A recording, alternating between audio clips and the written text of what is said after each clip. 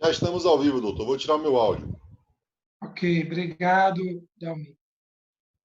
Boa noite, gente. Todos que nos assistem aqui pelo canal do Instagram da ESA da Bahia, nossa Escola Superior de Advocacia, coordenada e dirigida aí por doutora Thaís Bandeira. Já fica aqui o agradecimento a Thaís e a toda a diretoria da ESA, sem a qual não seria possível realizar essa série de programas que a gente está fazendo aí nessa época da pandemia, que diz respeito a colocando o processo em prática. Ou seja, a gente está discutindo aqui temas de processo, temos aqui sempre grandes convidados, debatendo grandes temas atuais. Queria agradecer também a quem está nos assistindo no canal do YouTube da OAB da Bahia.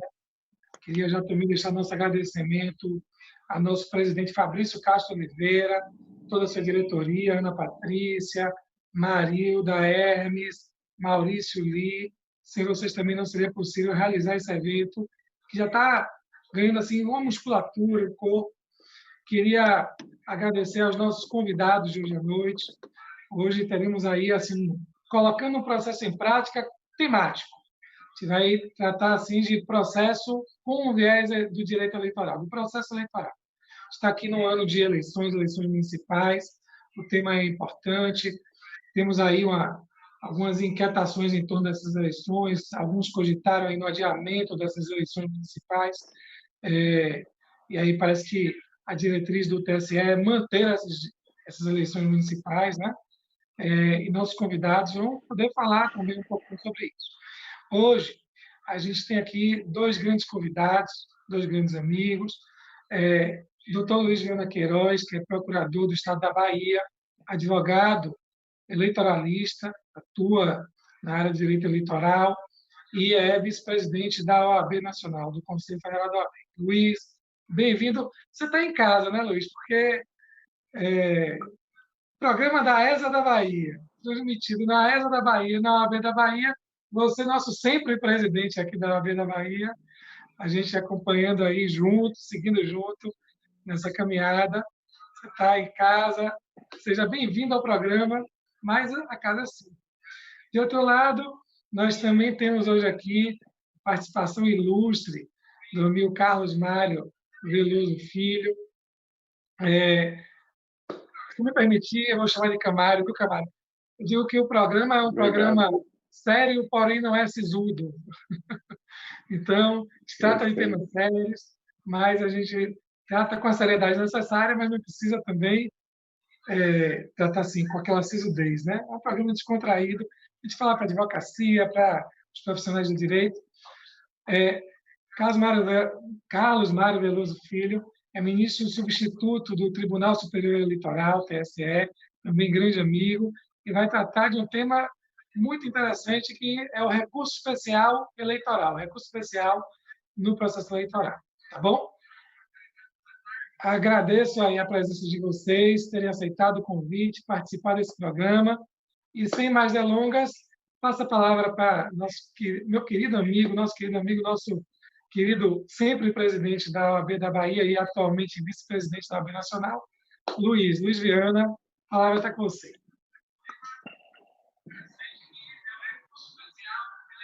Obrigado, Adonias. É uma alegria estar aqui com você, com a ESA, esse programa que está tão bom e tão bem tocado por você. E hoje, numa noite muito especial, com a presença do Dr. Carlos Mário Camário.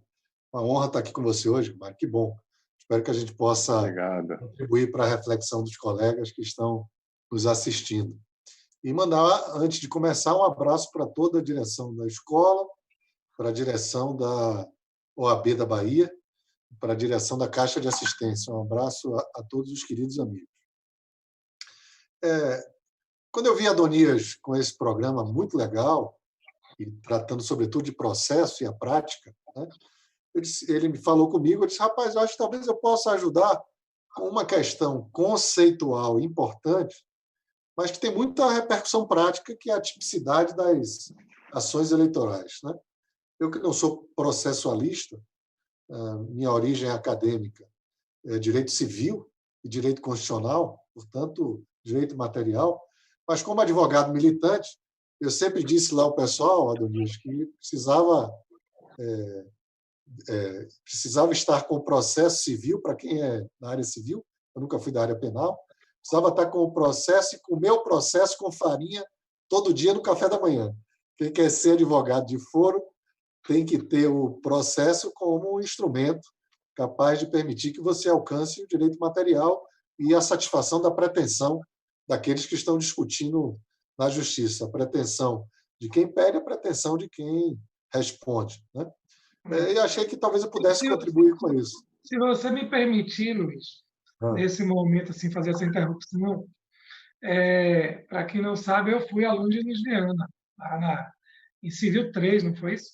Diz a lenda urbana, viu, André? Isso é a lenda urbana. Eu tenho provas da lenda urbana, outro dia eu te mandei.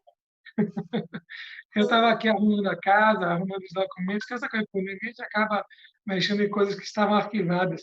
E aí encontrei, gente, minha guia de matrícula do 4º semestre da faculdade.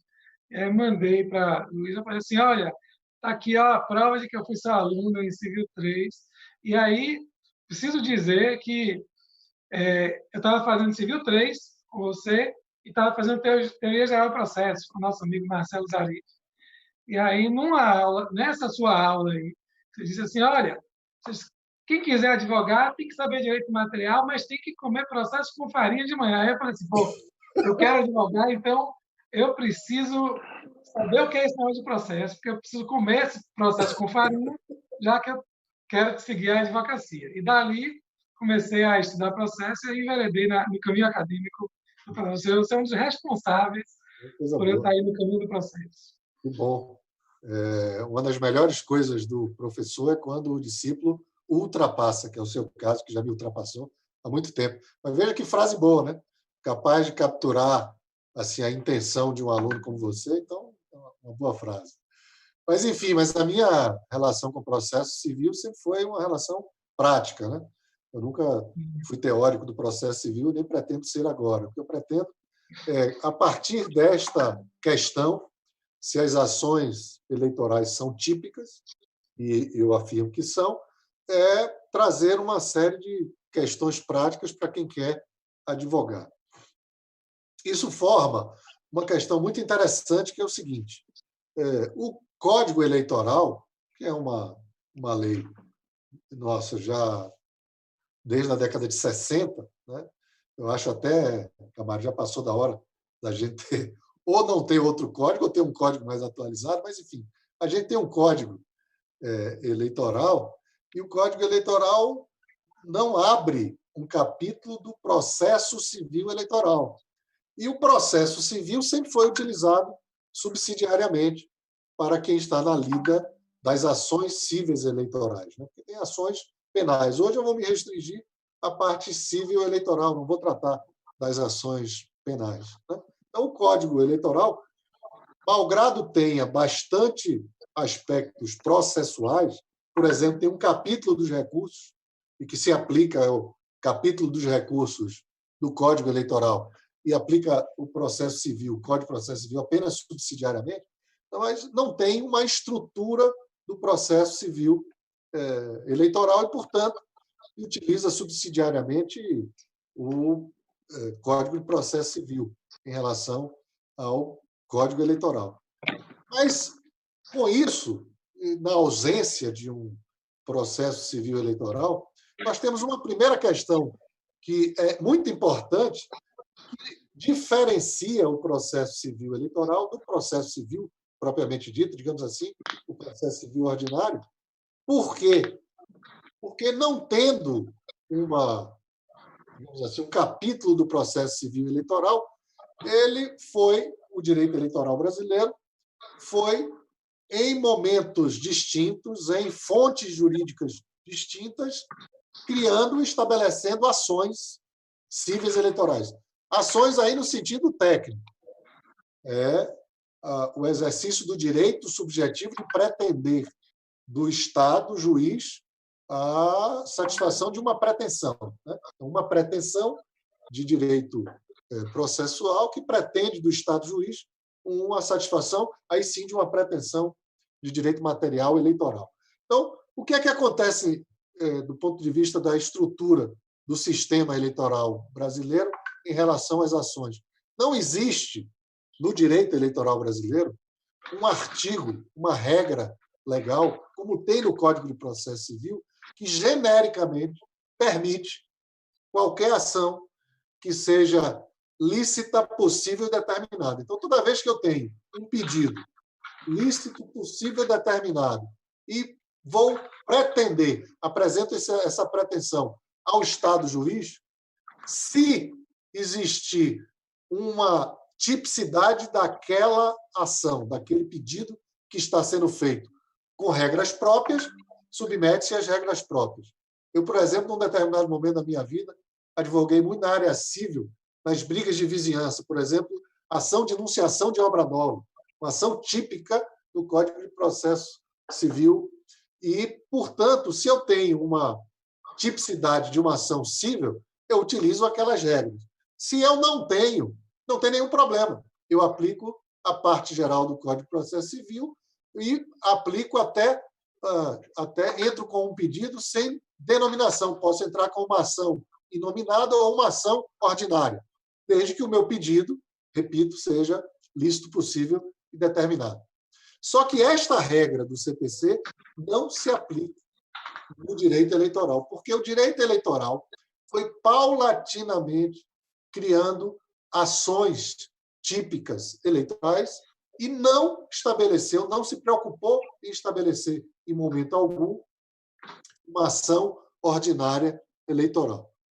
Como isso geraria um gravíssimo problema para as diversas pretensões que candidatos, partidos e coligações apresentam aos juízes eleitorais, nas diversas esferas, o legislador, através da Lei das Eleições, a Lei 9.504, encontrou uma solução bastante interessante, que foi trazer uma figura genérica no artigo 96 da Lei 9.504, que permite uma representação ou uma reclamação ao juiz eleitoral toda vez que houver desobediência da Lei das Eleições. Então, ela tem uma figura genérica, mas que só serve para esse aspecto específico de violação das leis eleitorais. E aí, já eu vou explicar que o sistema encontrou uma saída, porque ele se fechou através da tipicidade das ações eleitorais, mas como isso é impossível, porque as pretensões vão aparecendo antes, durante e depois das eleições, o legislador encontrou uma saída, que, sem chamar de ação ordinária eleitoral, encontrou uma saída através das representações e reclamações. E daqui a pouco, mais adiante, eu vou enfrentar a questão de se essas representações têm natureza administrativa ou se têm natureza jurisdicional. Do ponto de vista da classificação das ações típicas eleitorais, a gente tem vários critérios para a gente utilizar. Eu posso, por exemplo, estabelecer como critério a hierarquia das fontes. Então, eu vou dizer qual é a primeira ação eleitoral, ação de impugnação de mandato eletivo, previsto no artigo 14, parágrafo 10º da Constituição, porque está na fonte das fontes, né? Está na Constituição Federal. Mas esta ação só pode ser utilizada depois que acabou a eleição, depois que alguém já foi diplomado e já tem mandato. E aí eu posso entrar com a ação. Então, se eu pegar, não o critério da hierarquia das leis, mas se eu pegar o critério cronológico das eleições, a AINE é a última das ações, né? Não é a primeira, é porque é depois da eleição, né?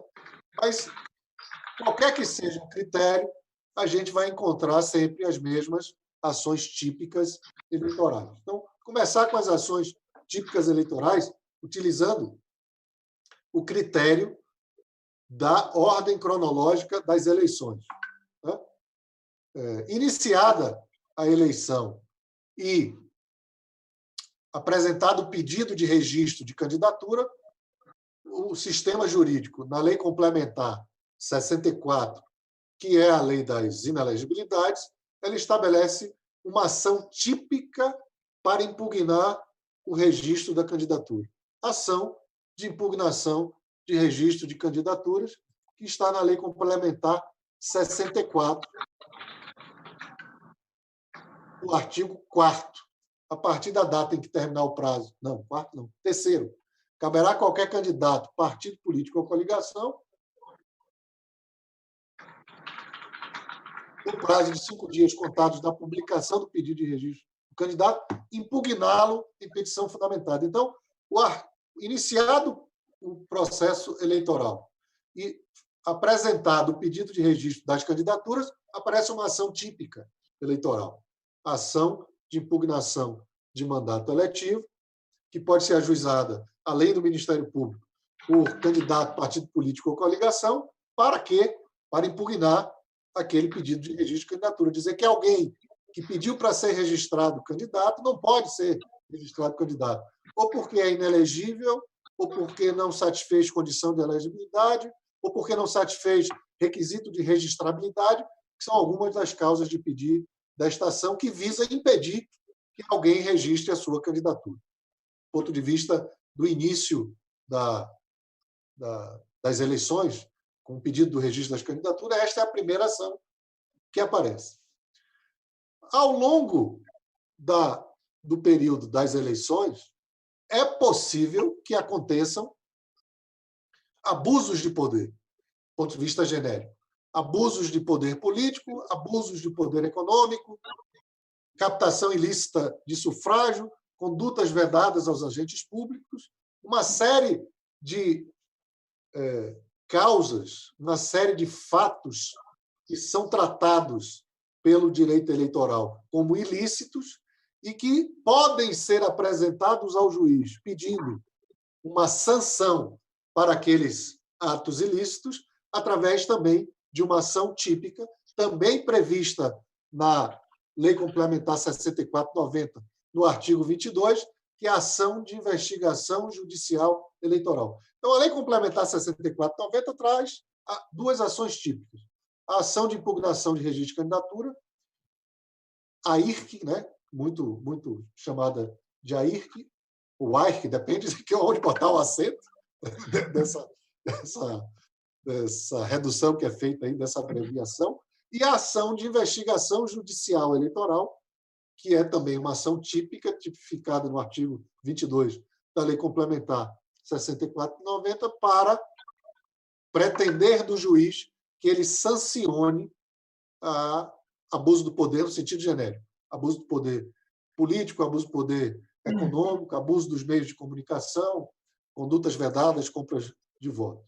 Essas duas ações são previstas na Lei Complementar 64/90. A primeira, cujo objeto é o pedido de impugnação do pedido de registro, do registro da candidatura. A segunda, cujo pedido é que a sanção seja a cassação, o impedimento ou a cassação do registro, se já aconteceu, ou do diploma, se a pessoa já foi diplomada. Então, duas ações típicas previstas na Lei Complementar 64/90. Terminada a eleição, cabe aquela ação que eu falei inicialmente, com previsão no artigo 14, parágrafo 10º da Constituição, que é a ação de impugnação de mandato eletivo, AIME, ação de impugnação de mandato eletivo por abuso de poder econômico, corrupção ou fraude eleitoral. São as previsões da Constituição Federal como causas de deste pedido, que é a impugnação do mandato, que, traduzindo em outras palavras, o que se pretende é a cassação do mandato.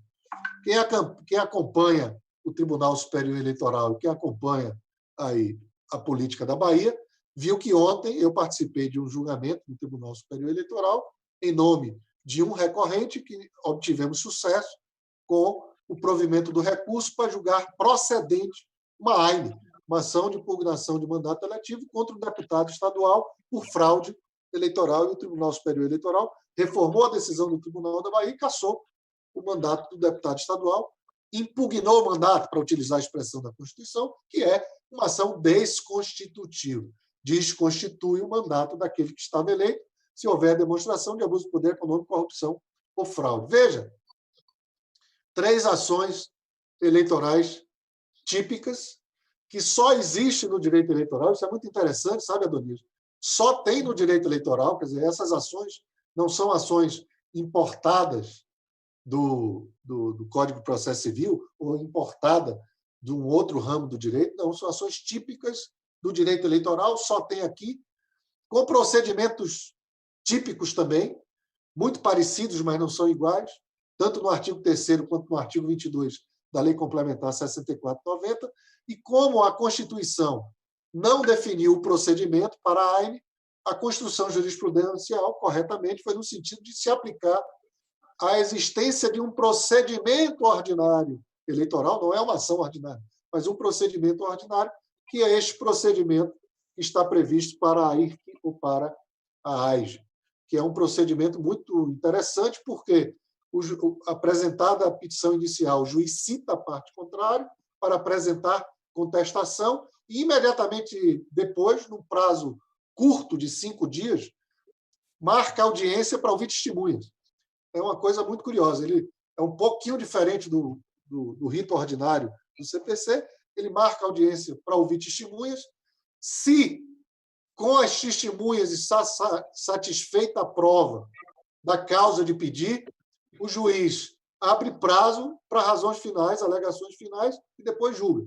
Se, ouvidas as testemunhas, não está satisfeita a prova, os interessados, as partes, o Ministério Público, podem pedir diligências complementares, também num prazo muito curto, seja para a requisição de documentos, seja para, enfim, ouvir novas testemunhas referidas, e, logo concluída esta etapa das diligências complementares, alegações finais e conclusão para o juiz. Eu não vou ficar falando do procedimento, senão a gente passava aqui a noite inteira, mas chamar a atenção de algumas coisas muito curiosas que existem nesses procedimentos. Se eu começar contando um fato importante, eu acho, na minha atividade como advogado, eu diria ao ministro Carlos Mário, que é advogado, como nós, de origem, nesse momento está exercendo essa função tão relevante como juiz da Corte Superior Eleitoral e, portanto, não pode estar, nesse momento, advogando no eleitoral, mas é um advogado, como nós, e continua advogando, inclusive.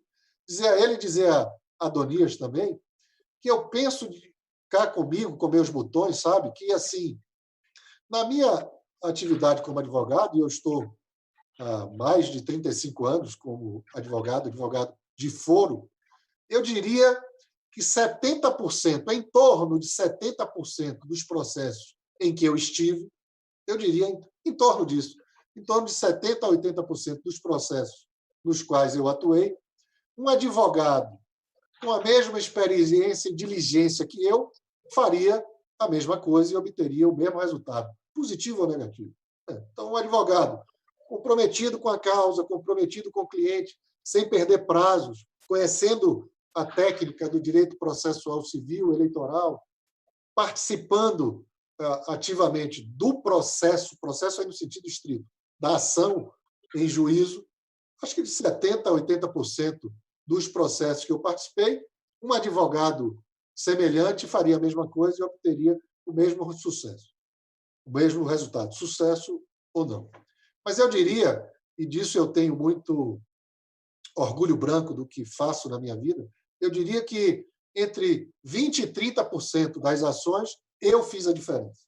Porque, naquele momento, fiz a opção certa pelo instrumento processual ou pelo direito material. E, naquele momento, se eu, Luiz Viana Queiroz, não estivesse ali, talvez o resultado não fosse aquele. Deixa eu contar uma história que eu penso que é assim, em relação a um caso concreto, Adonias, para ilustrar esse procedimento específico da ação de investigação judicial eleitoral. Repito, contestação, audiência para ouvir testemunha, diligências, alegações finais, sentença.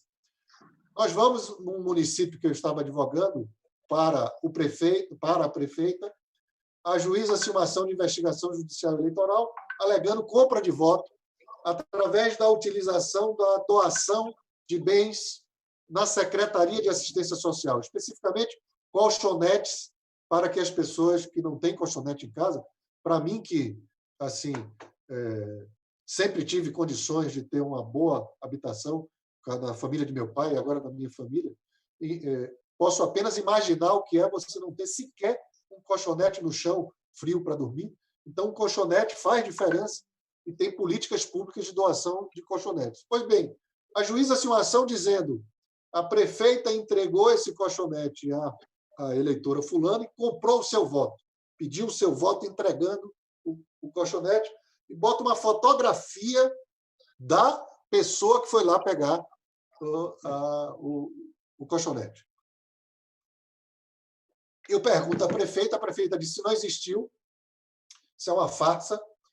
Essa pessoa foi na Secretaria de Assistência, onde tem um programa de distribuição de colchonetes, pegou o colchonete, foi para casa, não teve nenhuma finalidade eleitoral. Era um programa social que já existia, independentemente da eleição. Mas vamos para a audiência. E uma testemunha-chave da defesa era uma vizinha desta primeira testemunha de acusação, que foi com ela no dia pegar o colchonete. Cada uma pegou uma, e essa testemunha era chave para dizer, não, nós fomos lá, pegamos juntas, e não teve pedido de voto, nada disso. Então, uma testemunha-chave da defesa. Nós vamos. A primeira parte da audiência, é óbvio, prova do autor. Foi ouvida essa testemunha, que tem uma coisa muito curiosa na minha experiência de vida como advogado, que as pessoas, muitas vezes, sabem mentir. É impressionante. Essa testemunha estava mentindo descaradamente.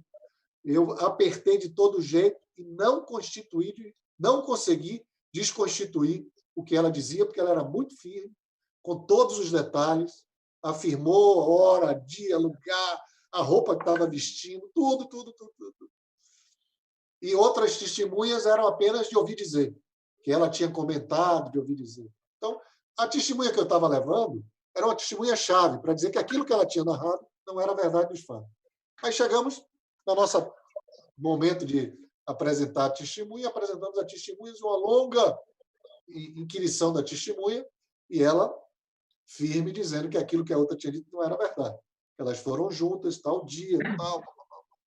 Quando está terminando a audiência, terminando a oitiva dessa testemunha-chave, nós, da defesa, muito satisfeitos, um querido colega advogado eleitoralista, da Adverso, ex-Adverso, diz à juíza, era uma juíza, doutora, a senhora já encerramos aqui, mas me lembrei de uma pergunta, posso fazer a pergunta? Ela disse, não, claro que sim.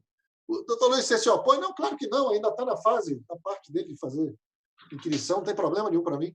Ele pega o processo, abre na fotografia que acompanhava a inicial, com a foto da primeira testemunha de acusação, e diz assim, a senhora conhece essa pessoa aqui? Aí a testemunha disse, não conheço não, nunca vi. Destruiu a nossa testemunha, porque se ela não conhecia, como é que ela tinha dito aquilo? Tinham ido juntas, tinham recebido colchonete. A gente ficou assim, ó, estatelado. E não é possível, né? Não é possível. Aí a juíza, vou encerrar aqui a audiência de instrução, está encerrada. Eu disse, doutor, uma questão de ordem. Aí eu fiz a diferença. Eu disse, eu quero uma acareação agora. Eu disse, como é, doutor? Eu disse, eu quero uma acareação agora. Não é possível isso. Eu fiquei assim, estatelado, não é possível. Aí a juíza chamou o Meirinho e disse assim, a primeira testemunha ainda está aí no fórum? Aí o cara já está, traz ela de volta. Aí saiu todo mundo da sala de audiência, né? Depois a juíza trouxe 5 mulheres, entre as quais a primeira testemunha, entrou na sala e aí chamou a minha testemunha e perguntou, quem é sua vizinha? Eu disse, ela aqui. Sim, mas é ela da foto. Ah, não, na foto ela está de cabelo preso, eu jamais ia conhecer. Pois essa testemunha de defesa, que não tinha reconhecido a foto e acareando, reconhecendo, não era nem uma acareação, era um reconhecimento. Reconheceu, estava com 9 meses de gravidez, nesse momento de tensão, em que ela apontou para a vizinha, rompeu a bolsa e entrou em trabalho de parto na sala de audiência. Acredita? E foi levada às pressas para a maternidade, teve um neném, e os advogados ficaram brincando na sala de audiência. Vai ter o nome da juíza ou do promotor? Se for mulher, vai ser o nome da juíza, do promotor, o nome do promotor. Então, essa, digamos assim, essa rapidez do processo, do procedimento, da ação eleitoral, você tem que estar esperto para aproveitar a melhor oportunidade, seja para o autor, seja para o réu. Muito bem. 3 ações eleitorais típicas. Apareceria uma quarta ação, que eu fico na dúvida se incluo como ação típica, porque ela é uma ação que também está prevista no Código de Processo Civil, que é a ação rescisória eleitoral, super, hiper restrita, viu, Adonias? A ação rescisória eleitoral, que está prevista no Código Eleitoral e é uma previsão que foi acrescentada em 1996, você imagina. A ação rescisória típica eleitoral só entrou no sistema em 96 e entrou com uma amarra, porque a ação rescisória está prevista no artigo 22, inciso 1º, a linha J do Código Eleitoral, e só cabe em caso de inelegibilidade no prazo de 120 dias, no TSE. Ou seja, é uma ação que só cabe contra acórdão do TSE que julgue inelegibilidade. Então, é uma ação rescisória, bom, já tem previsão no Código de Processo Civil, mas ela é amarrada no processo eleitoral. É uma ação típica, que ela é toda amarradinha. Vou contar um caso aqui para vocês. Eu só vou contar mais esse caso, senão eu passo a noite contando o caso aqui para vocês. A primeira ação que eu tive julgada no Supremo Tribunal Federal, olha, eu já tinha mais de 20 anos, acho, como advogado. A primeira ação que eu tive foi uma ação muito interessante, muito, muito interessante, um recurso extraordinário. Olha que caso curiosíssimo. Numa cidade do interior da Bahia, que eu não vou mencionar aqui agora, só havia um vereador de oposição. Na época era PMDB. Só havia um vereador de oposição. E o prefeito era irmão do presidente da Câmara de Vereadores. Esse vereador começa a ir para cima do prefeito no exercício da função de fiscalização e começa a denunciar desvio de dinheiro. Merenda escolar, contratação, vacina.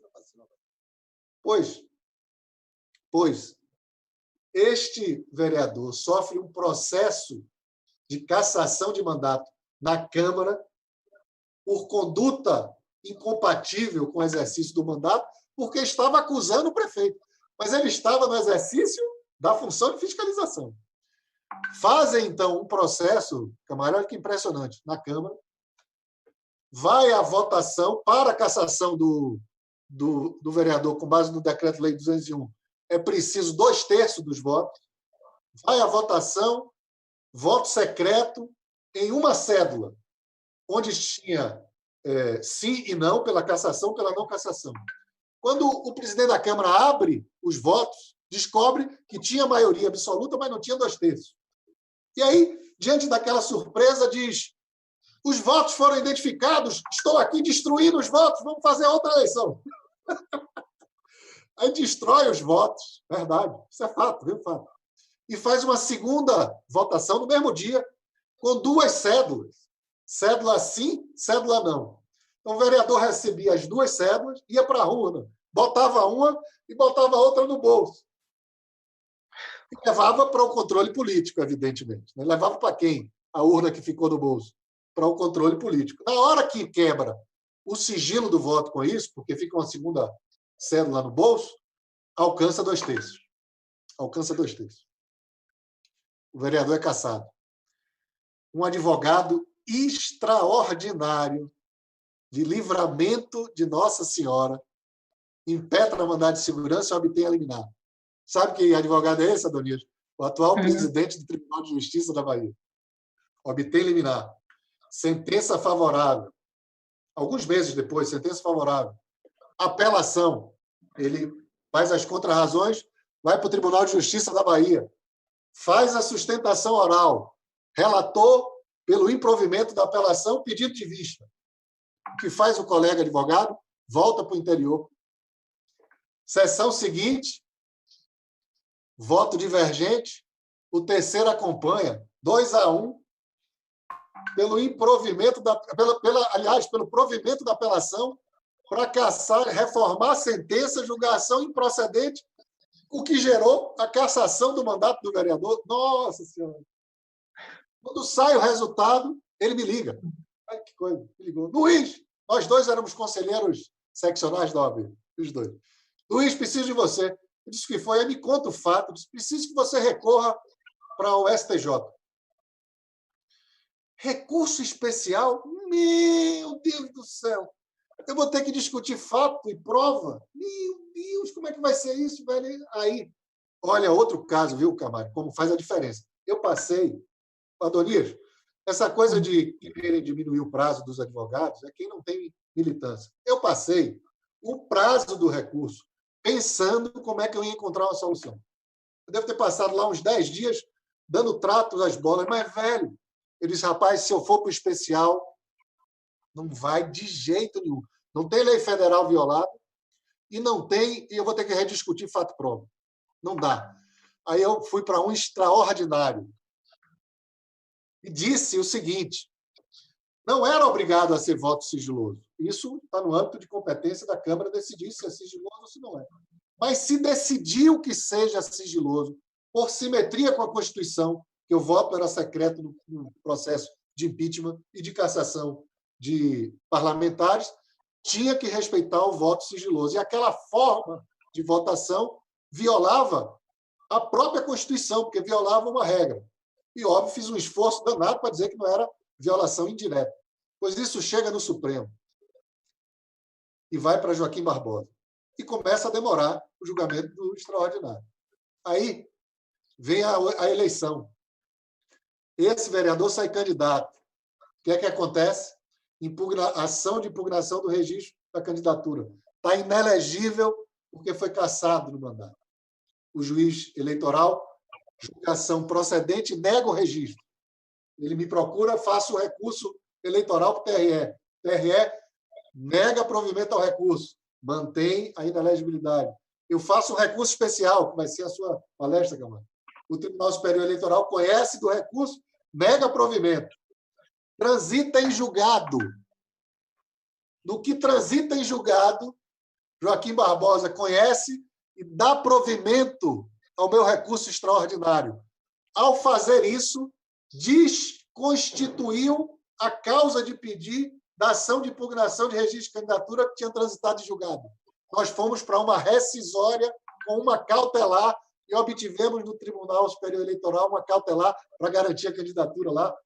Aliás, garantiu o diploma, porque ele já tinha sido eleito, só que subjúdice, porque não tinha registro. Esse caso, qualquer dia desse, Adonias, nós vamos pegar para transformar no leading case aí para estudo dos estudantes, porque é uma cassação de um vereador que vem para o mandado de segurança, apelação, recurso extraordinário. Aí tem registro de candidatura, a ação de impugnação de registro, recurso eleitoral, recurso especial, transita em julgado, rescisório e cautelar. Tudo que você possa imaginar para ele ser vereador de uma cidadezinha desse tamanho na Bahia. Extraordinário esse caso. Então, a ação rescisória é também, mas é uma ação que já existe no processo civil, independentemente do eleitoral. Muito bem. Se as ações eleitorais são essas, a IRC, AIGE e AIME, e se quiser botar a ação de rescisória, na hora que você começa a eleição e você não tem uma ação ordinária, o que é que você faz para levar para o juiz as diversas pretensões que acontecem? Problema com propaganda, problema com prestação de contas, todo tipo de... com pesquisa, todo tipo de problema. O legislador, sabiamente, no artigo 96 da Lei 9.504, criou uma figura genérica. Cabe representação ou reclamação para o juiz eleitoral. Aqui está dito. Artigo 96. Salvo as disposições específicas em contrário desta lei, as reclamações ou representações relativas ao seu cumprimento da lei, podem ser feitas por qualquer partido político, coligação ou candidato. E aí trouxe uma regulamentação, um procedimento sumaríssimo, porque você tem prazos curtíssimos, defesa em 48 horas, recurso em 24, se for matéria de direito de resposta, recurso muito rápido. Este procedimento constitui uma ação, mas aí, só para começar a terminar, Domingos. Aí uma questão que eu acho fundamental para quem está na lida da advocacia eleitoral. Estas representações e reclamações com o mesmo nome, com o mesmo procedimento, podem ser de natureza administrativa ou de natureza jurisdicional, o que gera uma solução e um problema. Solução e problema. Por quê? Porque, diferentemente de todos os demais países do mundo, o Brasil é o único que tem um modelo que, a meu juízo, não é de todo ruim, em que a justiça eleitoral é, ao mesmo tempo, o poder executivo das eleições e o poder jurisdicional das eleições. O mesmo órgão no Brasil exercem duas funções bastante distintas. Na sua função administrativa, o Tribunal Superior Eleitoral, os tribunais regionais eleitorais e os juízes eleitorais administram as eleições. São os administradores das eleições. O exercício da função administrativa, como qualquer administrador, podem estar sujeitos a controles dos atos administrativos. Mas, ao mesmo tempo, as mesmas pessoas, os mesmos órgãos e os mesmos tribunais exercem função jurisdicional. Muitas vezes, estas representações e reclamações têm naturezas administrativas, porque pretendem do administrador uma satisfação administrativa, e outras vezes têm natureza jurisdicional. Como o procedimento é o mesmo, não é fácil de distinguir, depende do caso concreto. Dá um exemplo aqui. E por que isso é importante? Isso é muito importante, sobretudo, por conta dos prazos preclusivos. Porque se a função for administrativa, não se submete a certos prazos preclusivos ou decadenciais que se submetem às ações típicas eleitorais ou às reclamações eleitorais. Então, um exemplo para terminar. Uma certa feita, eu fui procurado por um pré-candidato a vereador que tinha havido rejeição de contas de uma candidatura de outra eleição, e ele veio para mim e disse assim: mas é um absurdo, o tribunal não olhou, na época, este documento que está aqui na minha prestação de contas.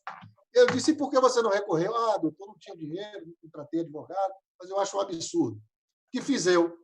Entrei com uma representação eleitoral dizendo ao juiz: esta sua função é uma função administrativa. Enquanto não passar o prazo da possibilidade da administração rever seus próprios atos, sobretudo em caso de ilegalidade, eu estou trazendo a Vossa Excelência para rever isso aqui. E o juiz reviu e conseguiu afastar a coisa julgada, até porque não tinha coisa julgada, porque a decisão dele foi na decisão administrativa. Então, enfrentar esta questão da natureza das representações e reclamações é muito útil do ponto de vista prático.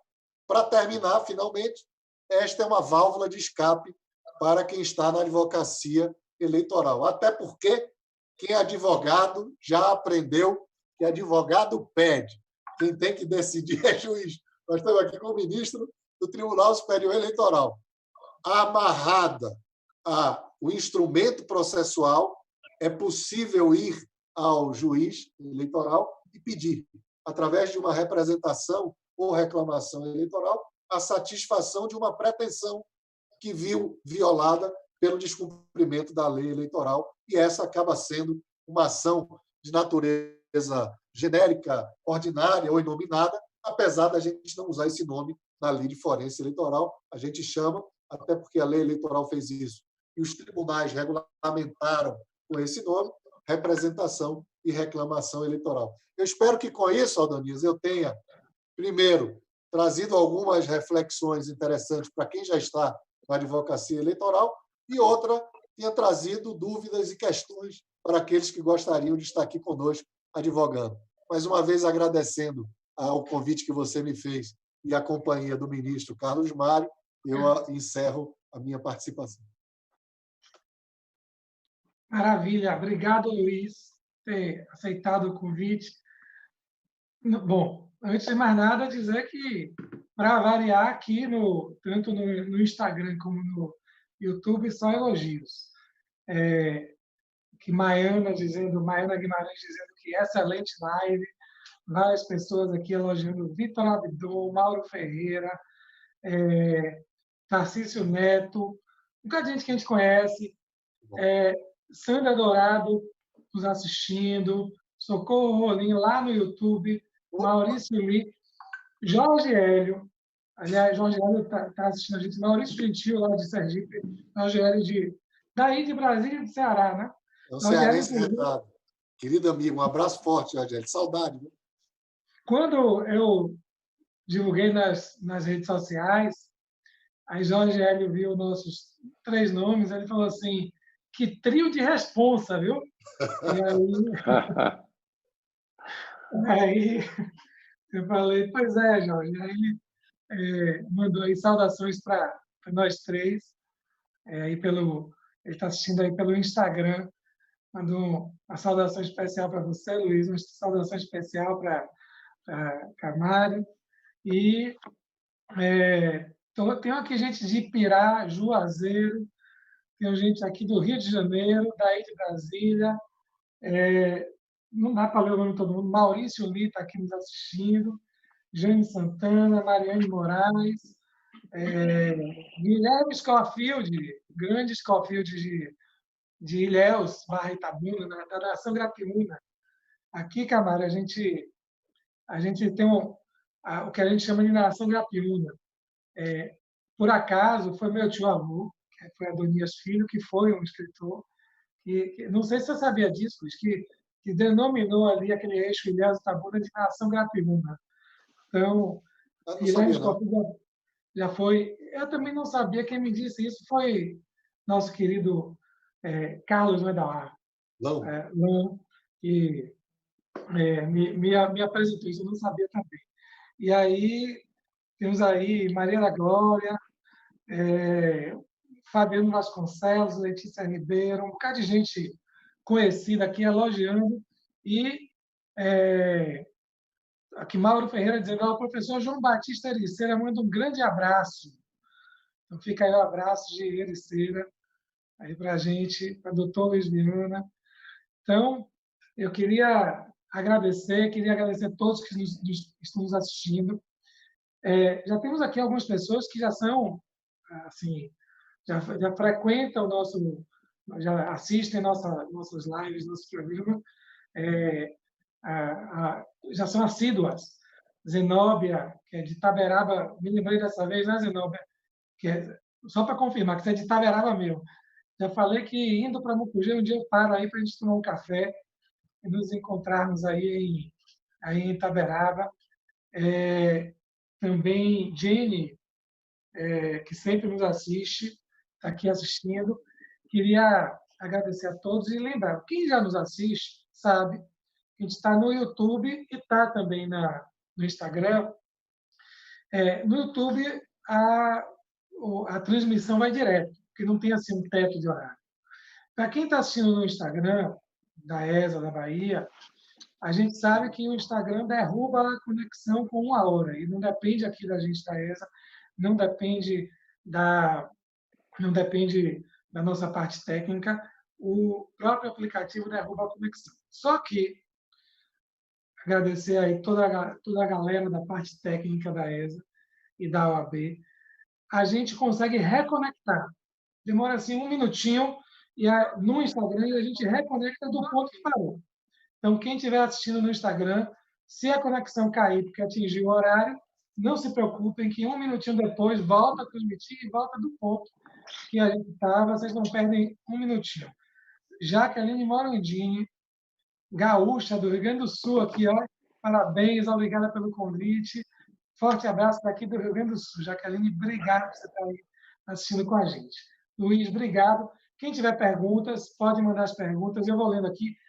Eu fico meio de mal educado nessa história, porque eu fico com 3 telas. Uma aqui no Zoom, na nossa sala, e aí Luiz acabou de falar, nosso ministro Carlos Mário vai falar agora, e aí às vezes eu estou olhando para o lado. Na realidade, eu estou olhando para o lado porque eu estou com o olho na tela do Instagram e outro na tela do YouTube para ver quem está chegando, quem está comentando, quem está fazendo pergunta.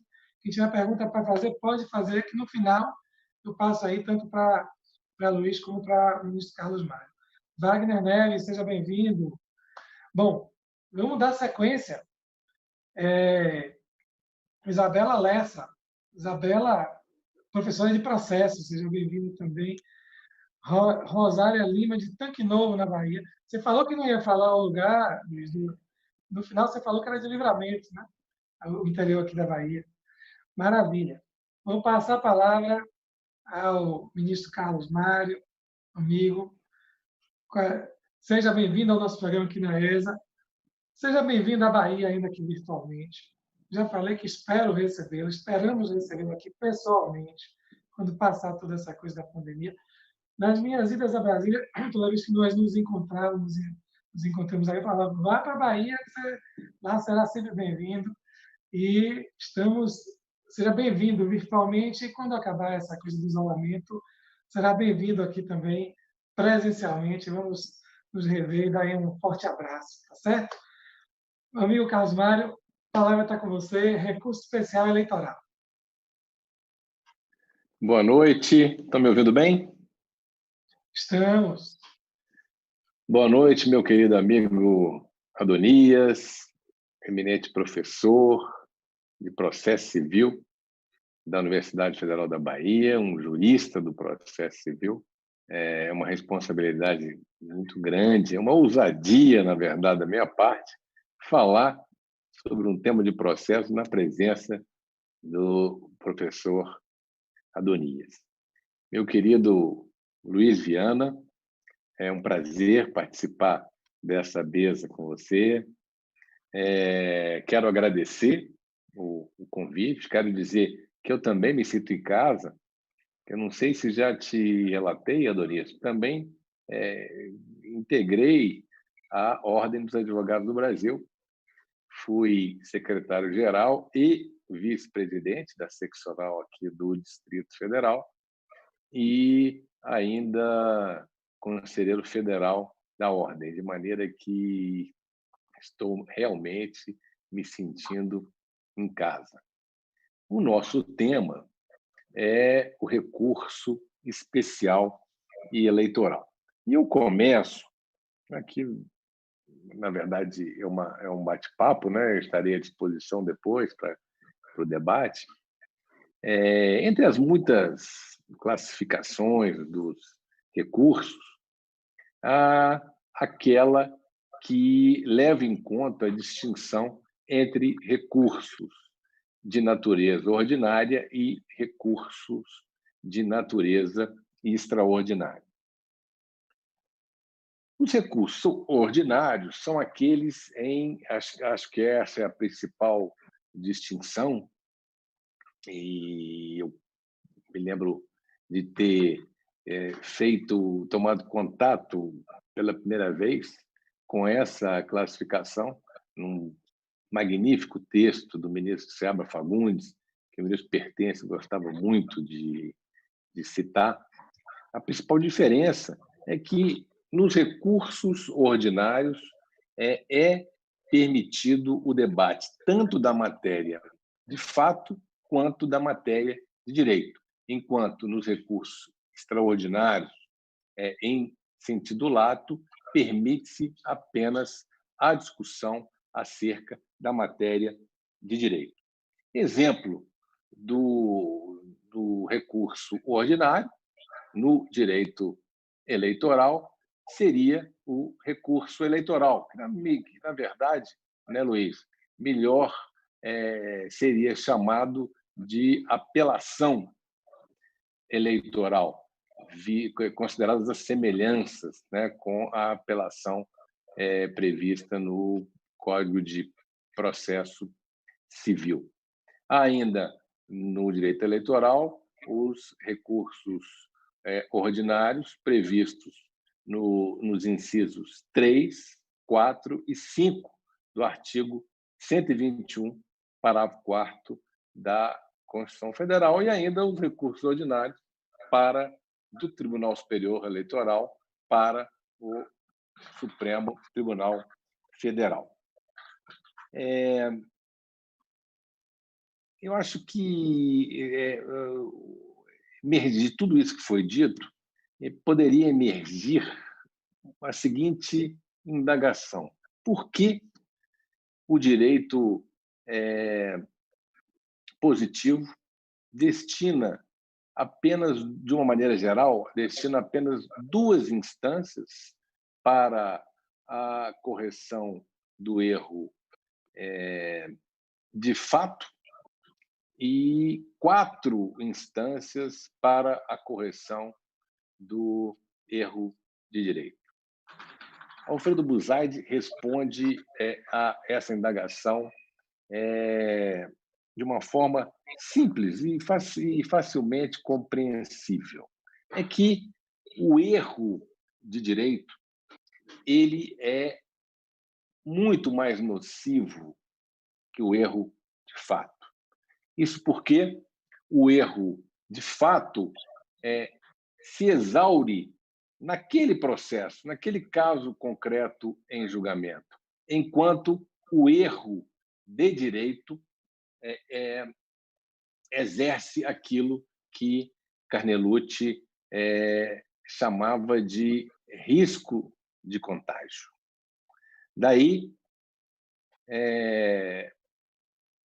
se dizer que, enquanto os recursos ordinários tutelam o direito subjetivo, os recursos de índole extraordinária tutelam o direito objetivo. É nesse sentido, portanto, que deve ser vislumbrada a súmula número 24 da jurisprudência do Tribunal Superior Eleitoral, a dizer que não cabe recurso especial eleitoral para simples reexame do conjunto fático probatório. O recurso especial, que é dirigido ao STJ, tem súmula semelhante, que é a súmula 7, e o recurso extraordinário dirigido ao Supremo também tem súmula de quase idêntico teor, que é a súmula número 279. Feita essa pequena introdução, foquemo-nos diretamente agora no recurso especial eleitoral, que está disciplinado no artigo 121, parágrafo 4º, incisos 1 e 2. Diz o seguinte, esse dispositivo: das decisões dos tribunais regionais eleitorais, somente caberá recurso quando, inciso 1, forem proferidas contra a disposição expressa desta Constituição ou de lei, inciso 2, ocorrer divergência na interpretação de lei entre 2 ou mais tribunais eleitorais. Há ainda mais 3 incisos que não nos interessam, por enquanto, uma vez que se referem a recursos de natureza ordinária que têm por objetivo imediato, claro que o objeto imediato, todos os recursos, seja imediatamente ou imediatamente, tem como objetivo a tutela do direito subjetivo e do direito objetivo, mas o objeto imediato do recurso de natureza extraordinária é a tutela do direito objetivo. Pois bem, pela simples leitura desse dispositivo que acabamos de ler, nota-se que a Constituição, ao contrário do que fez em relação ao recurso especial dirigido ao STJ e ao recurso extraordinário dirigido ao Supremo Tribunal Federal, não deu nome ao recurso especial, né? Mas, dada a natureza excepcional do recurso previsto nessas 2 hipóteses, o legislador positivo, mais especificamente o Código Eleitoral, denominou esse recurso de recurso especial eleitoral. Ainda da leitura do parágrafo 4º do artigo 121, vê-se que as decisões que são passíveis do recurso especial eleitoral são as decisões dos tribunais regionais eleitorais.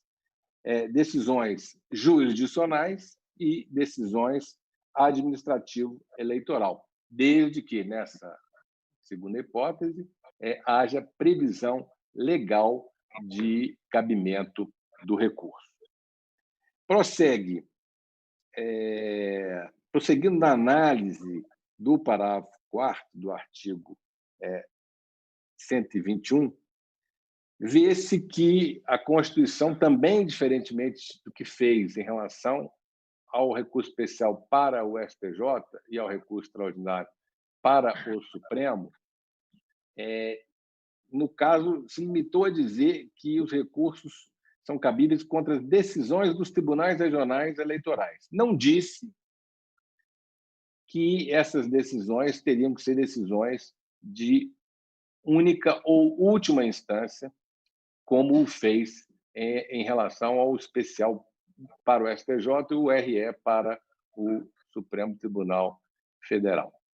Mas, seja por aplicação analógica do artigo 105, inciso 3, seja por aplicação analógica ainda do artigo 102, inciso 3, seja ainda tendo em vista o princípio da unirrecorribilidade, o Tribunal Superior Eleitoral, por intermédio da súmula 25, comatou essa lacuna,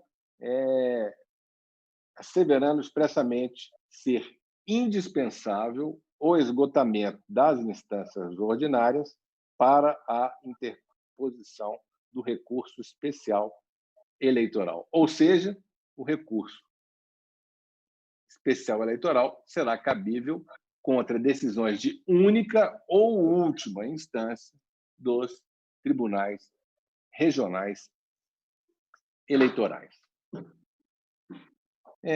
Visto em que hipótese, ou seja, quais as decisões que são sujeitas ao recurso especial, passa-se a verificar em que hipóteses essas decisões dos tribunais regionais, dessas decisões de única ou última instância dos tribunais regionais eleitorais são impugnáveis pelo recurso especial. A primeira hipótese é a hipótese do inciso 1, ou seja, quando as decisões forem proferidas contra disposição expressa desta Constituição ou de lei. Esse recurso especial encontra semelhança, portanto, com o recurso especial dirigido ao STJ pela letra A do artigo 102 e também com o recurso da letra A, recurso extraordinário da letra A do artigo 102, inciso 3 da Constituição Federal. Uma primeira questão que surge diz respeito ao juízo de admissibilidade e ao juízo de mérito do recurso especial eleitoral. Vê-se pela redação do inciso 1 do parágrafo 4º que o requisito do recurso especial eleitoral é a própria ofensa à Constituição Federal ou à lei. Não é a simples alegação de ofensa. Tanto isso é verdade que a jurisprudência do Tribunal Superior Eleitoral, a vetusta jurisprudência do TSE, assim como a do STJ e a do Supremo, permite ao presidente ou vice-presidente do tribunal recorrido inadmitir o recurso especial ao fundamento de que não há ofensa à lei ou à Constituição. Veja que até 2003, o Supremo Tribunal Federal, assim como o STJ e o TSE, no juízo de conhecimento do recurso, fazia essa confusão entre juízo de admissibilidade e mérito. Então, o Supremo Tribunal Federal, julgando um recurso extraordinário, se o Supremo se convencesse de que ofensa à Constituição não haveria, o que fazia o Supremo? Não conhecia do recurso extraordinário. Se ele se convencesse de que houve sim a ofensa, ele conhecia do recurso e, obrigatoriamente, deveria dar provimento ao recurso extraordinário. Surgiam vários problemas em relação a essa confusão entre admissibilidade e mérito, que confusão essa que decorre da própria interpretação do texto constitucional. Por exemplo, ação rescisória. O Supremo enfrentava o mérito, dizia que não havia ofensa à Constituição e não conhecia do recurso. A ação rescisória, então, deveria ser ajuizada contra o acórdão do tribunal recorrido? Esse problema foi solucionado com a edição de uma súmula, salvo engano, a súmula 249, que dizia que quando o Supremo não conhecesse do recurso com exame do mérito da causa, seria ele o competente para a rescisória, ainda que não tivesse conhecido do recurso extraordinário. O professor Barbosa Moreira, ele não se conformava com isso. Em todas as edições dos seus comentários ao Código de Processo Civil, o professor Barbosa Moreira, sem dúvida, um dos maiores nomes do processo civil brasileiro, em todas as edições ele se revoltava com essa confusão entre juízo de admissibilidade e juízo de mérito. Até que, em 2003, o ministro Sepúlveda Pertence cede às ponderações do professor Barbosa Moreira e passa e muda a técnica de julgamento. Então, o Supremo, a partir de 2003, e o STJ e o TSE seguiram isso, se no juízo de conhecimento avaliava apenas se o recurso era tempestivo, se aplicava algum óbice sumular, mas só passava a examinar se havia ou não ofensa à Constituição no juízo de provimento.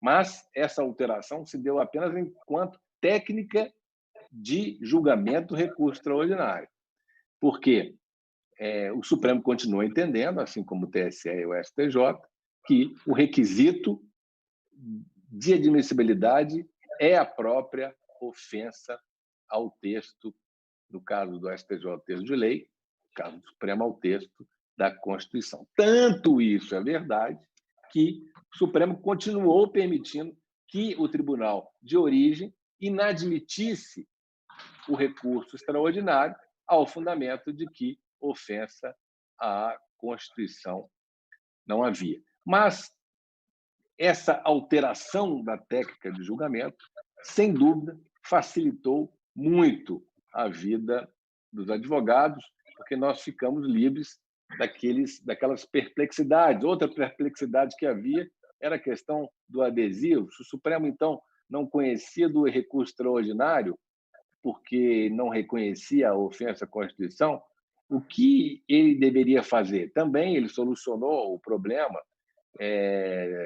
com uma jurisprudência firme, no sentido de que, se ele deixasse de conhecer com o exame de mérito, ele passaria, sim, a examinar a admissibilidade do recurso extraordinário adesivo. Um outro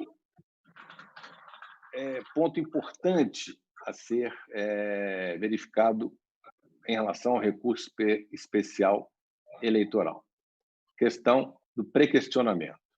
O Tribunal Superior Eleitoral tem súmula específica exigindo o prequestionamento da questão. Súmula número 72. É inadmissível recurso especial eleitoral quando a questão suscitada não foi debatida na decisão recorrida e não foi objeto de embargos declaratórios.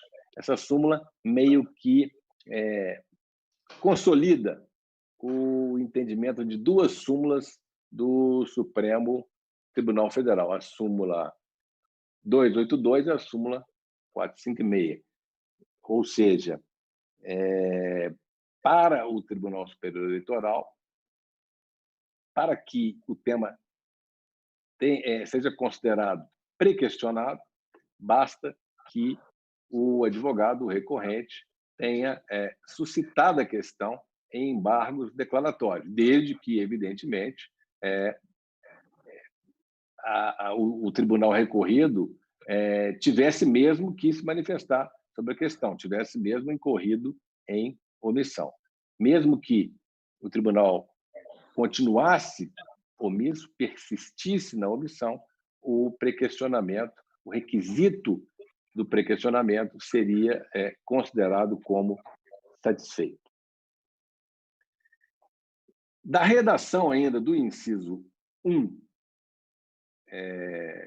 a gente pode notar que o constituinte não especificou, como fez em relação ao recurso especial para o STJ, que falou em lei federal, não especificou quais as leis cuja ofensa ensejaria o recurso especial.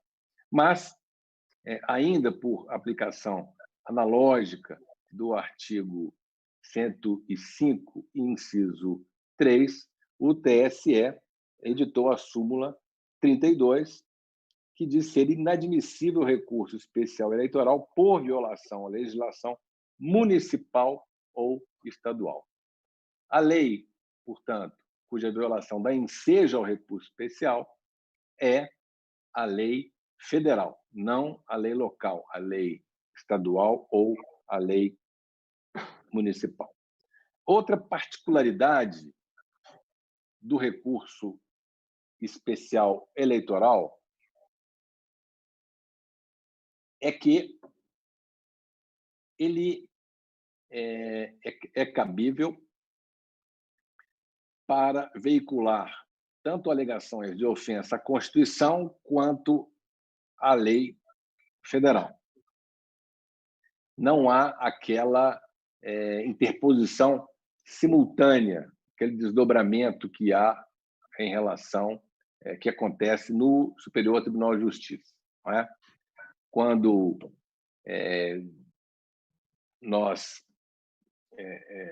interpomos um recurso especial contra uma decisão do Tribunal de Justiça, por exemplo, Tribunal de Justiça da Bahia, se quisermos alegar violação à Constituição e violação à lei federal, devemos interpor dois recursos. Um recurso extraordinário, diretamente para o Supremo, e o recurso especial para o STJ. No âmbito da Justiça Eleitoral, o recurso especial para o TSE, nesse recurso, podem ser veiculadas tanto alegações de ofensa à lei quanto à Constituição Federal. Embora pareça óbvio, há casos de interposição de recurso extraordinário para o Supremo diretamente do Tribunal Regional Eleitoral. E o Supremo, evidentemente, considerando um erro grosseiro, inadmitiu o recurso, não aceitando a aplicação do princípio da fungibilidade. Prossegue, então, o parágrafo 4º com a segunda hipótese de cabimento do recurso especial eleitoral. Isso está no inciso 2, quando ocorrer divergência na interpretação de lei entre dois ou mais tribunais eleitorais. Esse é o recurso congênere no Superior Tribunal de Justiça, é o recurso pela letra C do permissivo constitucional, o chamado recurso por dissídio ou recurso por divergência jurisprudencial. Assim como ocorre no âmbito do especial para o STJ, para que se possa interpor o especial por divergência, o acórdão paradigma deve ser de tribunal diverso.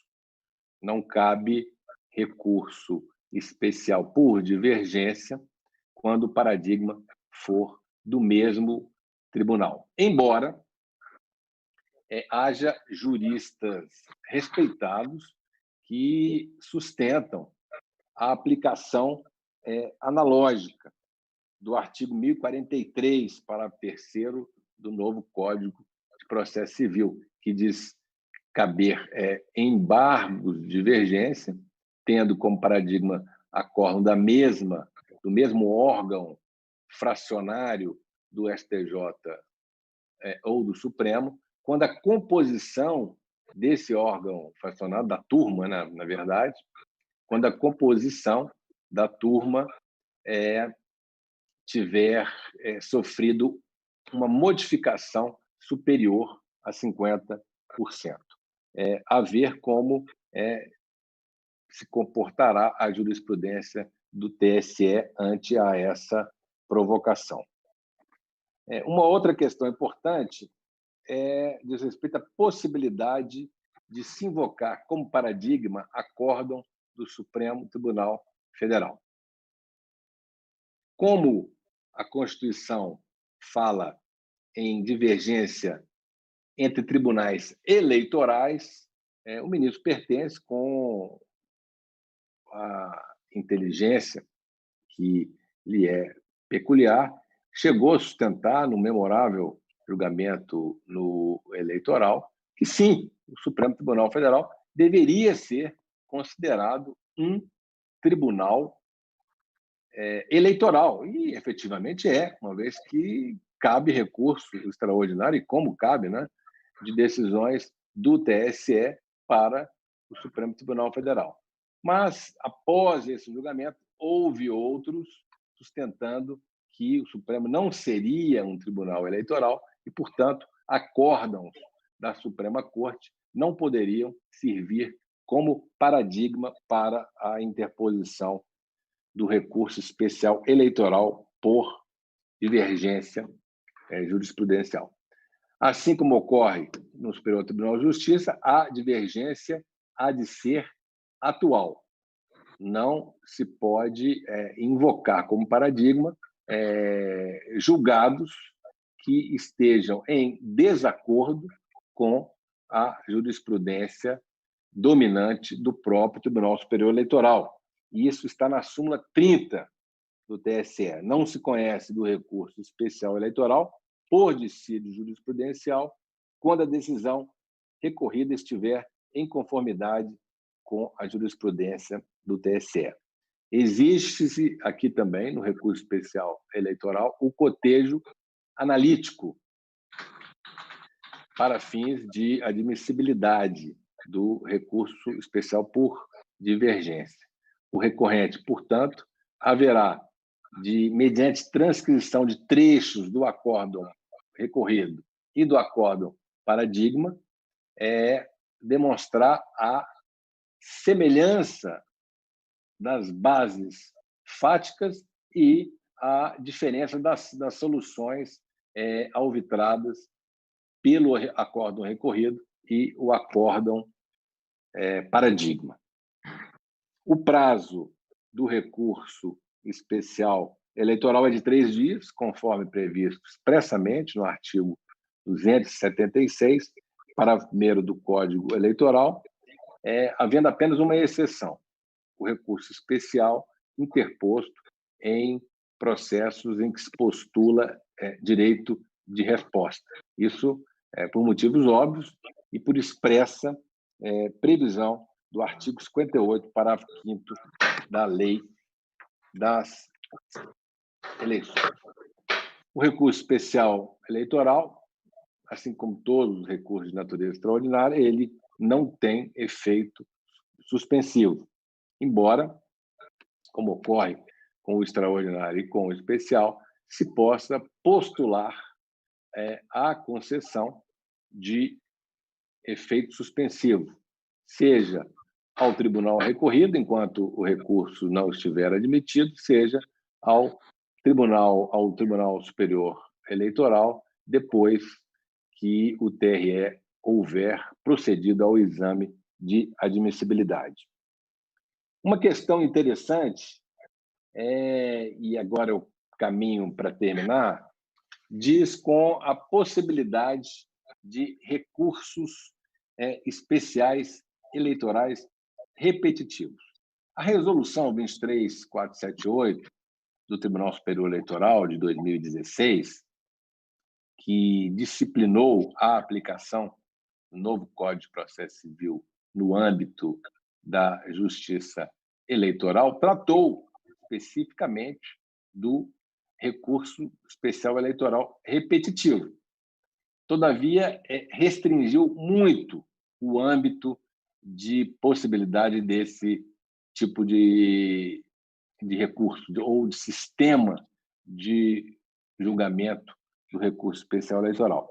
Não pode haver, segundo a resolução, segundo o artigo 20 dessa resolução, recurso especial repetitivo em casos que versem sobre inelegibilidade, sobre registro de candidatura, diplomação e resultado das eleições.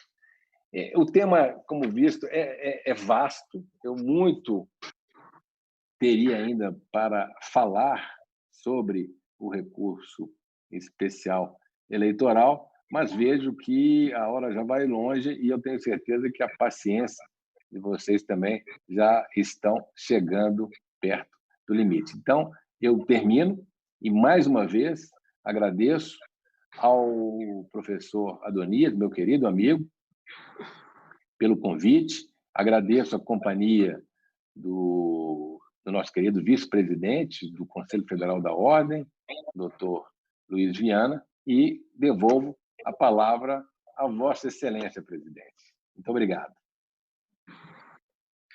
Obrigado, Camário. Satisfação tê-lo aqui. E é verdade, eu tinha omitido esse fato que é importantíssimo, o Luiz chamou a atenção. Você está agora no TSE, como ministro substituto no TSE, mas na vaga da advocacia. Então, você está em casa aqui também, né? Na ESA da Bahia, na OAB da Bahia, que é a casa de todos nós, advogados, e casa de toda a sociedade. E quando você começou a falar, eu me lembrei que outro dia eu estava vendo, acho que foi Raquel Cândido, que hoje é conselheira federal pelo DF, que postou assim a carteira da OAB dela. Falou assim, você vê a carteira, não sei quantos anos faz exatamente, mas aí quando eu fui ver quem é que tinha assinado a carteira, tinha sido justamente você. Quase eu tirei uma foto para falar assim, que estava lá sua assinatura. E aí eu você estava falando, eu lembrei que você foi realmente secretário-geral da OBDF, depois vice-presidente da OBDF, que completou agora 60 anos, não foi? 60 anos, exato. Passada, acho que foi segunda-feira, sem ser essa, a segunda-feira passada, completou 60 anos aí. Maravilha! Queria agradecer muito a sua participação, ter aceitado o convite. Temos aqui a Marina Santinês, dizendo que é um excelente encontro. Florentino Pina, dizendo que extraordinária live. Tomara que tenha mais dessas. Aí, eu falo, essa é uma live temática. A gente está recebendo aí, inicialmente, como eu sou professor de processo civil, eu provoquei assim temas de processo civil. E toda vez que alguém tiver assim temas que sejam correlacionados com o processo civil, processo eleitoral, processo civil e família, alguma coisa de processo do trabalho também que tem uma inter-relação com o processo civil, fiquem à vontade para poder mandar para a gente. Pode, meu Instagram é o Antônio Adonias Bastos, pode mandar pelo meu Instagram, pode mandar pelo WhatsApp, pode mandar pelo Instagram da ESA. A gente está sempre aberto aí a novos temas e às novas discussões. Afinal de contas, vejam, é o que eu sempre digo, a gente tem que fazer do limão a limonada. A gente está em plena pandemia, isolamento social, mas vejam que oportunidade que a gente tem. Está trazendo aqui Luiz, que é da Bahia, mas está em Brasília nesse momento, né, Luiz? E você, Camaro, que é mineiro, né? Eu lembro que uma vez tomamos um café preto com queijo Minas lá no seu escritório. Eu falo isso com muito carinho, porque eu morei 4 anos e meio em Minas Gerais. Então, mineiro, mas está radicado em Brasília já há muito tempo. Então, a gente tem a oportunidade de trazer professores e profissionais do mais alto gabarito para tratar de temas importantíssimos, atualíssimos. E vejam, isso seria mais difícil presencialmente. E a gente consegue, com essa experiência, trazer isso para todo canto do Brasil. Vejam que tem gente aqui nos assistindo que é de BH, tem gente do Rio, tem gente de São Paulo, tem gente aí de Brasília, tem gente de Piauí, tem gente de Ibiaçucê, de Itaberaba, aqui do interior da Bahia todo, aqui de Salvador. Nosso diretor tesoureiro da OAB Bahia, Hermes Larião, mandou um abraço para os dois, passou aqui também, mas já está numa reunião de diretoria agora. Então, é uma satisfação tê-los aqui sempre, e é uma oportunidade incrível para todo mundo ouvir aí a experiência de vocês. Confesso que, como eu não milito na área eleitoral, meu conhecimento de processo eleitoral é um conhecimento assim, só que tangencia o processo eleitoral, né? Mas logo no começo da sua exposição, eu achei uma coisa muito interessante. Nunca tinha parado para pensar. Você falou assim, bom, por que a possibilidade de rediscutir, de debater os fatos do processo, fica circunscrita ali ao primeiro e ao segundo grau, né? Na primeira instância, e havendo recurso ordinário para o segundo grau. Ao passo que a possibilidade de rediscutir o direito, a gente tem, na realidade, 4 instâncias. A gente tem a primeira discussão lá no primeiro grau, depois no recurso ordinário, nos recursos ordinários, e depois nos recursos excepcionais, no especial e no extraordinário. Eu nunca tinha parado para pensar que era por esse motivo, ou seja, que o erro de fato fica circunscrito àquele processo, enquanto o erro de direito ele se alastra, né, para outros processos, pode se alastrar para outros processos. Quanto mais agora que a gente tem esse sistema de recursos repetitivos que geram precedentes vinculantes, tanto no processo civil como aí no processo eleitoral, ainda que em hipóteses mais restritas, né? Então, eu também estou sempre aqui aprendendo com vocês que estão trazendo aí a experiência, não só uma experiência acadêmica, uma experiência da própria literatura, mas também uma experiência profissional, né? Seja na advocacia, seja na magistratura. Então, é sempre bom para todos nós que estamos aqui assistindo. Só tenho sobre essa questão de recurso, eu sou um entusiasta da possibilidade de revisão, quanto mais puder ser revisto tanto os fatos como o direito, eu acho que isso é importante. Acho que tem temas aí que são espinhosos. Eu, por exemplo, sou voz vencida no processo civil no que diz respeito àquela questão do julgamento per saltum. O artigo 1013 do CPC permite, no parágrafo 3º, que quando, em algumas hipóteses, processo extinto sem exame do mérito, sentença nula por falta de fundamentação, o tribunal, além de decretar a nulidade, declarar a nulidade da decisão, ele já pode enfrentar o mérito pela primeira vez. Eu não sou muito amigo desse dispositivo, assim, vejo com olhos críticos, embora seja assim, uma voz vencida, mas faz parte também ser dissonante, né? Porque eu acho que esse julgamento direto pelo tribunal, quando o tribunal vai julgar a apelação, já enfrenta o mérito pela primeira vez, me parece que tolhe a possibilidade de uma revisão da parte fática. Porque, veja, o juiz de primeiro grau não reviu a parte, não julgou a parte fática. Ele extinguiu o processo sem exame do mérito, então ele não se manifestou sobre os fatos, ele não valorou os fatos no primeiro grau, e aí o tribunal de segundo grau, ao julgar a apelação, vai lá e verifica que o processo está, entre aspas, em condições de imediato julgamento, supre o vício, retira o vício da nulidade da sentença e examina o mérito. Só que na hora que ele examina o mérito, ele examina os fatos, examina o direito.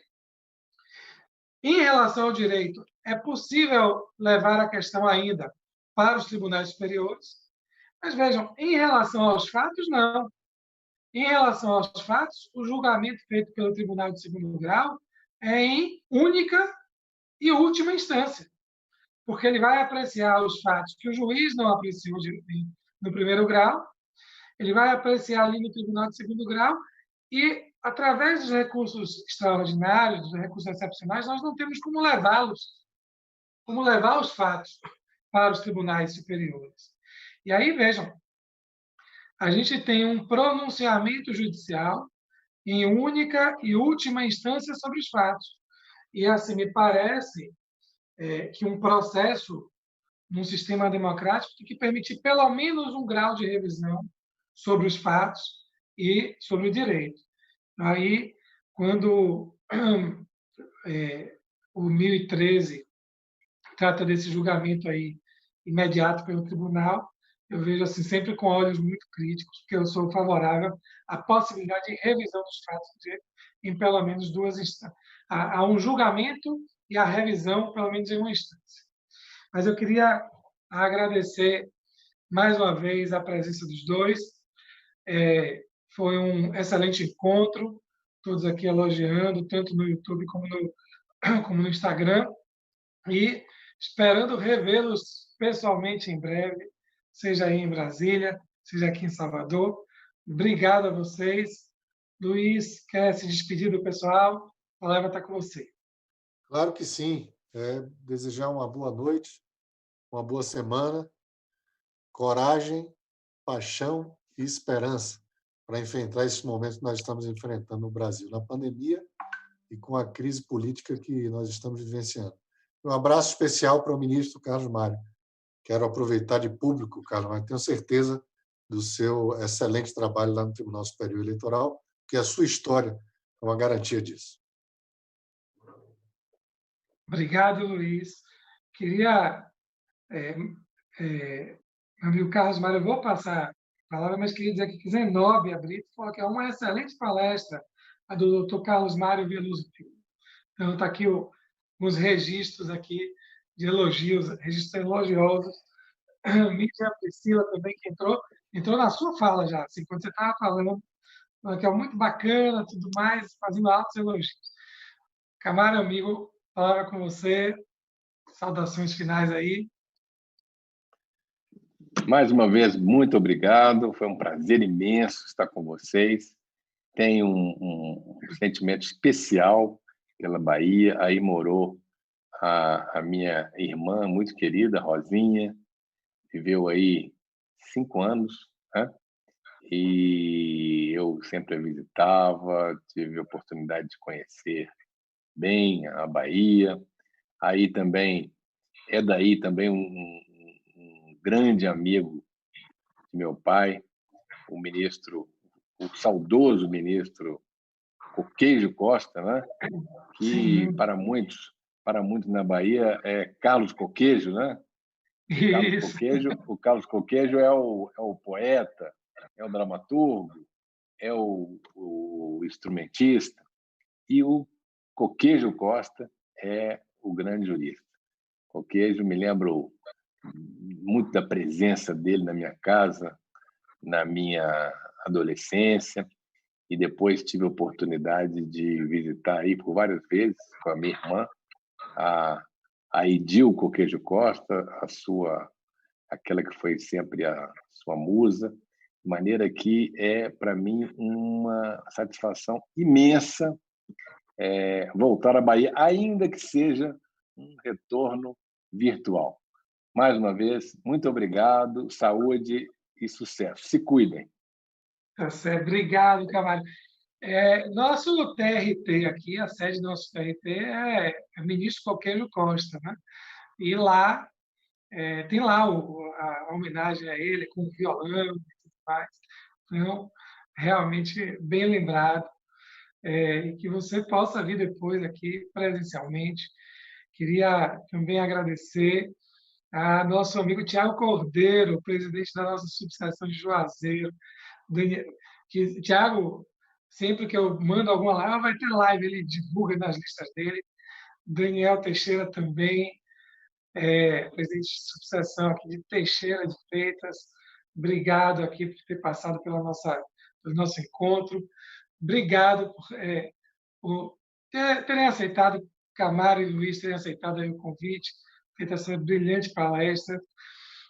E avisar a todos que na próxima quarta-feira temos mais um encontro, mais um Colocando o Processo em Prática. Vamos discutir mais temas de processo. Nosso encontro é sempre quarta-feira, 18 horas. Na próxima quarta-feira, a gente vai ter uma pequena mudança. A gente vai transmitir não só no Instagram da ESA Bahia, como vamos transmitir no YouTube da ESA Bahia. Até agora, a gente estava transmitindo no Instagram da ESA e no YouTube da OAB Bahia. Na próxima quarta, a partir da próxima quarta, a gente vai continuar transmitindo no Instagram da ESA e vamos transmitir no YouTube também da ESA Bahia. Então, quem sempre nos assiste, fica atento, que aí tem que ir para o YouTube da ESA e não para o YouTube da OAB. Queria finalizar reiterando o agradecimento a toda a diretoria da OAB da Bahia, reiterar o agradecimento a toda a diretoria da ESA da Bahia. Sem essa parceria, esse programa não seria possível. É um trabalho que é feito em prol da advocacia. Como estamos aí nos meios virtuais, em prol da advocacia, não só da Bahia, mas de toda a advocacia que está nos assistindo em todos os rincões do Brasil. Queria também agradecer a João Lima, a Daniela, a Dalmi, a Ronaldo, toda a equipe técnica que sempre nos dá esse apoio. Sem vocês também não seria possível colocar tudo para funcionar no YouTube, no Instagram, no Zoom. Vocês são craques.